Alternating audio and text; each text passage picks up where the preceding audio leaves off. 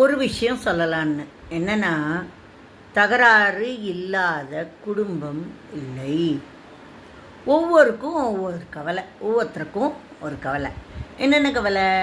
யானைக்கு தான் உடம்ப தூக்க முடியலையேன்னு ஒரு கவலை இருந்தால், அணிலுக்கு தான் உடம்பு இவ்வளோ சின்னதாக இருக்கேன்னு ஒரு கவலை. கரெக்டா? ஓகே. ஏழைக்கு தொப்பையை நிறைப்பது கவலைன்னா, பணக்காரனுக்கு தொப்பையை குறைக்கிறது ஒரு கவலை. காதலிச்சு கல்யாணம் செய்தவரும் கட்டிலை பிரித்து போட்டதுண்டு. பெற்றோர் நிச்சயித்த திருமணத்திலும் பேரன்பு பெருக்கெடுப்பதுண்டு. அன்பிருந்தும் பணமிருந்தும் சந்ததி இல்லாத குடும்பங்களும் உண்டு. சந்ததி இருக்கும் குடும்பங்கள்லாம் சாப்பாட்டுக்கே திண்டாடுவதும் உண்டு. அமெரிக்காவில் பகலென்றால் இந்தியாவில் இருட்டு. பிரச்சனை இல்லாத வாழ்க்கைங்கிறது யாருக்குமே இல்லை.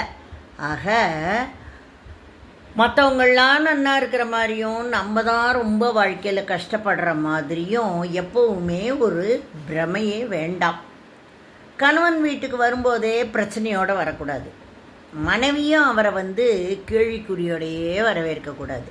கணவர் எதையும் அடித்து சொல்லக்கூடாது, மனைவி எதையும் இடித்து பேசக்கூடாது. நீங்கள் வாங்கின காய்கறி மகா மட்டோன்னு மனைவி சொல்லிடுதுன்னா, எந்த நாய் சொன்னது அப்படின்னு கணவன் பதில் சொன்னால்தான் பிரச்சனை.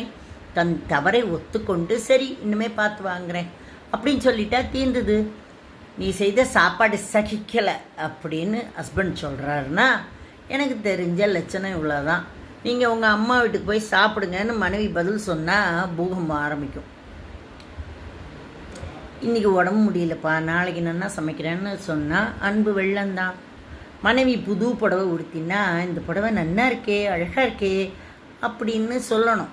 கணவன் வெளியிலேருந்து வரும்போது, ஏன் இப்படி இப்படியே வேர்த்திருக்கேன் உங்களுக்கு, வாங்க இழைச்சி போயிட்டேல, சாப்பிட வரையலா, ஏதாவது குடிக்கிறீங்களான்னு இதமாக கேட்கணும்.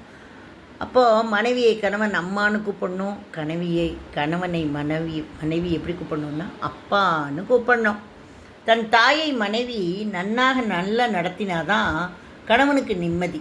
தன் தாய் வீட்டை கணவன் பெருமையாக கூறினா மனைவிக்கு நிம்மதி. படுக்க அறையில் சபையில் பேசுகிறது மாதிரி பேசக்கூடாது. கணக்கு பண்ணுற நேரத்தில் கணக்கு வழக்குகள்லாம் பேசக்கூடாது.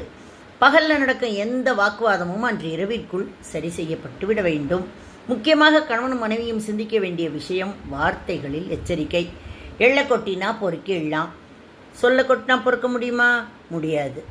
முள்ளால் குத்தின காயம் ஆறிடும், சொல்லால் குத்தின காயம் ஆறவே ஆறாது.